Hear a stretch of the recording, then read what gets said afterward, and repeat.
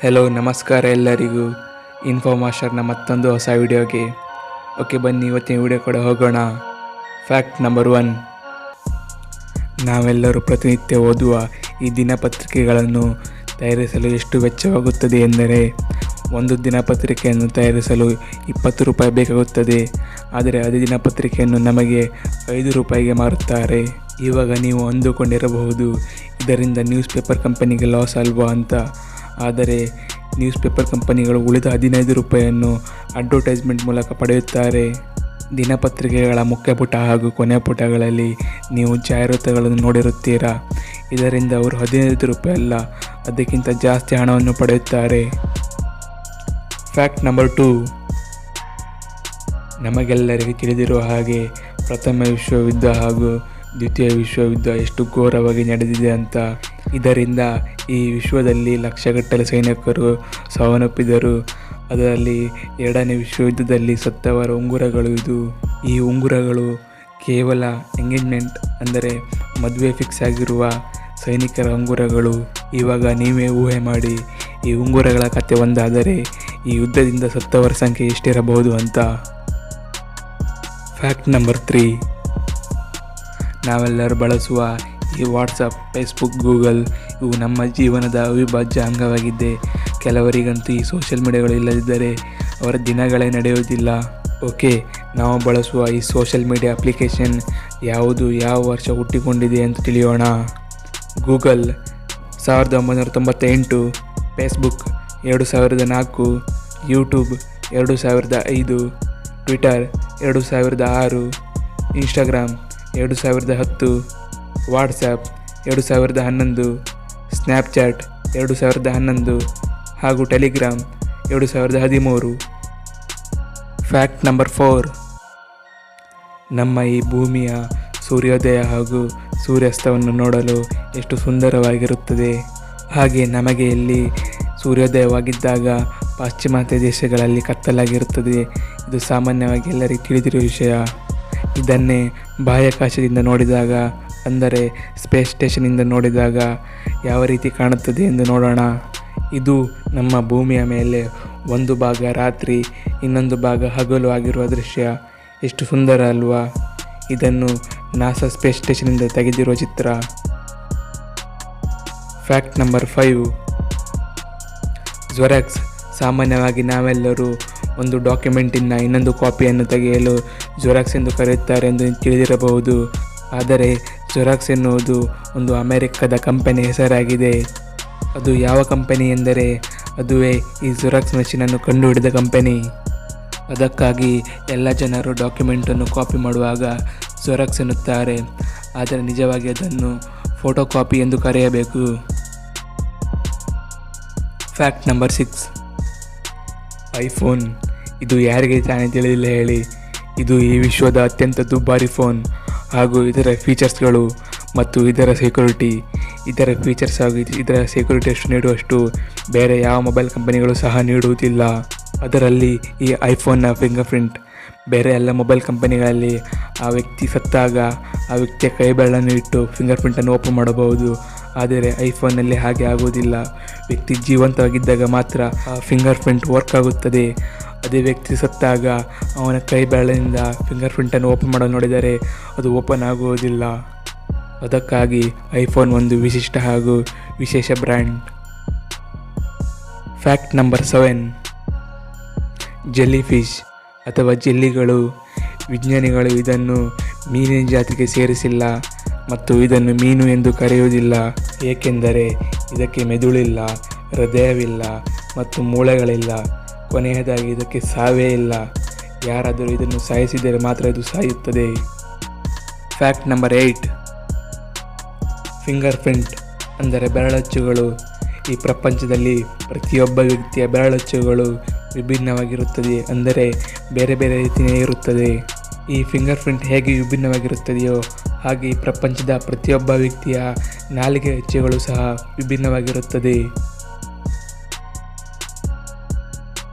Fact number 9. ಹಳದಿ ಲೋಹ ಅಂದರೆ ಚಿನ್ನ. ಈ ಚಿನ್ನದ ಕೆಲವೊಂದು ಫ್ಯಾಕ್ಟ್ಗಳು ತಿಳಿಯೋಣ. ಫಸ್ಟ್ ಒನ್, ಪ್ಯೂರ್ ಗೋಲ್ಡ್ ಅಂದರೆ ಪರಿಶುದ್ಧ ಚಿನ್ನವನ್ನು 24 ಕ್ಯಾರೆಟ್ ಎಂದು ಕರೆಯುತ್ತಾರೆ. ಹಾಗೂ ಲೋ ಗೋಲ್ಡ್ ಅಂದರೆ ಕಡಿಮೆ ಕ್ವಾಲಿಟಿ ಚಿನ್ನ, ಇದನ್ನು 9 ಕ್ಯಾರೆಟ್ ಎಂದು ಕರೆಯುತ್ತಾರೆ. ಸೆಕೆಂಡ್ ಒನ್, ಪ್ರತಿಯೊಬ್ಬ ಮನುಷ್ಯನ ದೇಹದಲ್ಲಿ ಚಿನ್ನದ ಅಂಶವಿರುತ್ತದೆ. ಅದು ಎಷ್ಟಿರುತ್ತದೆ ಎಂದರೆ ಒಬ್ಬ 70 kg ತೂಕವಿರುವ ಮನುಷ್ಯನಲ್ಲಿ 0.2 ಮಿಲಿಗ್ರಾಮಷ್ಟು ಚಿನ್ನವಿರುತ್ತದೆ. ಥರ್ಡ್ ಒನ್, ಈ ವಿಶ್ವದಲ್ಲಿ 11% ಚಿನ್ನವು ನಮ್ಮ ಭಾರತೀಯ ಮಹಿಳೆಯರೇ ಹೊಂದಿರುತ್ತಾರೆ. ಫ್ಯಾಕ್ಟ್ ನಂಬರ್ 10, ಸಂಗೀತಗಳನ್ನು ಕೇಳುವುದು. ವೀಕ್ಷಕರೇ, ನಿಮ್ಮಲ್ಲಿ ಯಾರು ಹೆಚ್ಚಾಗಿ ಮ್ಯೂಸಿಕನ್ನು ಕೇಳುತ್ತೀರಾ? ಕಮೆಂಟ್ ಸೆಕ್ಷನಲ್ಲಿ ಕಮೆಂಟ್ ಮಾಡಿ. ಮ್ಯೂಸಿಕನ್ನು ಕೇಳುವುದರಿಂದ ಆಗುವ ಉಪಯೋಗಗಳು ಏನೇನು ಎಂದು ತಿಳಿಯೋಣ.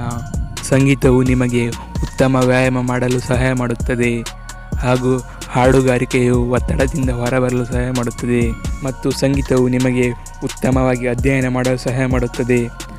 ಗರ್ಭದಲ್ಲಿರುವ ಶಿಶುಗಳು ಸಹ ಸಂಗೀತವನ್ನು ಕೇಳಬಹುದು ಮತ್ತು ಅದಕ್ಕೆ ಪ್ರತಿಕ್ರಿಯಿಸಬಹುದು. ಸಂಗೀತವನ್ನು ಕೇಳುವುದರಿಂದ ನಾವು ಈ ಜಗತ್ತನ್ನು ನೋಡುವ ವಿಧಾನವನ್ನು ಬದಲಿಸುತ್ತದೆ. ಮತ್ತು ಕೊನೆಯದಾಗಿ, ಸಂಗೀತದಿಂದ ಕೆಲವು ಕ್ಷಣ ನಮಗೆ ಸಂತೋಷ ಸಿಗುತ್ತದೆ. ಫ್ಯಾಕ್ಟ್ ನಂಬರ್ 11, ಡೇಟಾ ಸರ್ವಿಸಸ್ ಅಂದರೆ ಇಂಟರ್ನೆಟ್. ನಾವು ಆವಾಗಲೇ ಹೇಳಿದ ಹಾಗೆ ಈಗಿನ ದಿನಗಳಲ್ಲಿ ಈ ಸೋಷಿಯಲ್ ಮೀಡಿಯಾಗಳು ಎಷ್ಟು ಮುಖ್ಯವೋ ಅಷ್ಟೇ ಮುಖ್ಯ ಈ ಇಂಟರ್ನೆಟ್. ಏಕೆಂದರೆ ಈ ಎಲ್ಲ ಸೋಷಿಯಲ್ ಮೀಡಿಯಾಗಳನ್ನು ವರ್ಕ್ ಮಾಡಬೇಕಾದರೆ ಇಂಟರ್ನೆಟ್ ಅತ್ಯಗತ್ಯ. ಇದು ನಿಮಗೂ ಸಹ ತಿಳಿದಿದೆ. ಹಾಗೆ ಈ ಪ್ರಪಂಚದಲ್ಲಿರುವ ಎಲ್ಲ ದೇಶಗಳು ವಿವಿಧ ದರದಲ್ಲಿ ಇಂಟರ್ನೆಟ್ ಸರ್ವಿಸನ್ನು ನೀಡುತ್ತಾರೆ. ಹಾಗೆ ಈ ವಿಶ್ವದಲ್ಲಿ ಅತಿ ಹೆಚ್ಚು ಹಾಗೂ ಅತಿ ಕಡಿಮೆ ದರದಲ್ಲಿ ಇಂಟರ್ನೆಟ್ ಸರ್ವಿಸನ್ನು ನೀಡುವ ದೇಶಗಳು ಯಾವುದೆಂದು ತಿಳಿಯೋಣ. ಈ ವಿಶ್ವದಲ್ಲಿ ಅತಿ ಕಡಿಮೆ ಬೆಲೆಯಲ್ಲಿ ಇಂಟರ್ನೆಟ್ ಕೊಡುವ ದೇಶ ಇಸ್ರೇಲ್. ಇಲ್ಲಿ ಪ್ರತಿ 1 GB ಗೆ 3 ರೂಪಾಯಿ. ಹಾಗೂ ಈ ವಿಶ್ವದಲ್ಲಿ ಅತಿ ಹೆಚ್ಚಿನ ಬೆಲೆಯಲ್ಲಿ ಇಂಟರ್ನೆಟ್ ಕೊಡುವ ದೇಶ ಮಾಲವಿ. ಇಲ್ಲಿ ಪ್ರತಿ 1 GB ಗೆ 2050 ರೂಪಾಯಿ. ಹಾಗೆ ನಮ್ಮ ಭಾರತದ ಇಂಟರ್ನೆಟ್ ಸರ್ವಿಸ್ನ ದರ ಪ್ರತಿ 1 GB ಗೆ 5 ರೂಪಾಯಿ. ಫ್ಯಾಕ್ಟ್ ನಂಬರ್ 12, ಎರಡನೇ ವಿಶ್ವಯುದ್ಧ ಇದು ಎಷ್ಟು ಘೋರವಾಗಿ ನಡೆದಿದೆ ಅಂತ ನೀವು ಹಿಂದಿನ ಫ್ಯಾಕ್ಟಲ್ಲಿ ತಿಳಿದುಕೊಂಡಿದ್ದೀರಾ. ಆದರೆ ಅದೇ ಸಮಯದಲ್ಲಿ ಇನ್ನೊಂದು ಘೋರ ದುರ್ಘಟನೆ ನಡೆದಿದೆ. ಅದು ಏನೆಂದರೆ ನ್ಯೂಕ್ಲಿಯರ್ ಬಾಂಬ್ ಬ್ಲಾಸ್ಟಿಂಗ್ ಅಂದರೆ ಅಣು ಬಾಂಬ್ ಬ್ಲಾಸ್ಟಿಂಗ್. ಅದು ಎಲ್ಲಿ ಅಂದರೆ ಹಿರೋಶಿಮಾ ಮತ್ತು ನಾಗಸಾಕಿಯಲ್ಲಿ. ಓಕೆ, ಇವಾಗ ತಿಳಿಯೋಣ ಈ ಹಿರೋಶಿಮಾ ಮತ್ತು ನಾಗಸಾಕಿಯಲ್ಲಿ ನಡೆದ ನ್ಯೂಕ್ಲಿಯರ್ ಬಾಂಬ್ ಬ್ಲಾಸ್ಟಿಂಗ್ ಎಷ್ಟು ಘೋರವಾಗಿದೆ ಅಂತ. ಆಗಸ್ಟ್ 6, 1945 ಎರಡನೇ ವಿಶ್ವಯುದ್ಧ ನಡೆಯುತ್ತಿರುವ ಸಮಯ. ಆ ದಿನ ಅಮೆರಿಕದ ಯುದ್ಧ ವಿಮಾನ ಬಂದು ಹಿರೋಶಿಮಾ ಮತ್ತು ನಾಗಸಾಕಿಯಲ್ಲಿ ಈ ನ್ಯೂಕ್ಲಿಯರ್ ಬಾಂಬನ್ನು ಹಾಕಿ ಹೋಗಿತ್ತು. ಆವಾಗ ಅಲ್ಲಿ ಬಿದ್ದ ಜಾಗದಿಂದ 200 ಕಿಲೋಮೀಟರ್ ವ್ಯಾಪ್ತಿಯ ಪ್ರತಿಯೊಂದು ಜೀವಿ, ಮರ, ಗಿಡ, ಮನೆ ಎಲ್ಲ ಸುಟ್ಟು ಬೂದಿಯಾಗಿತ್ತು.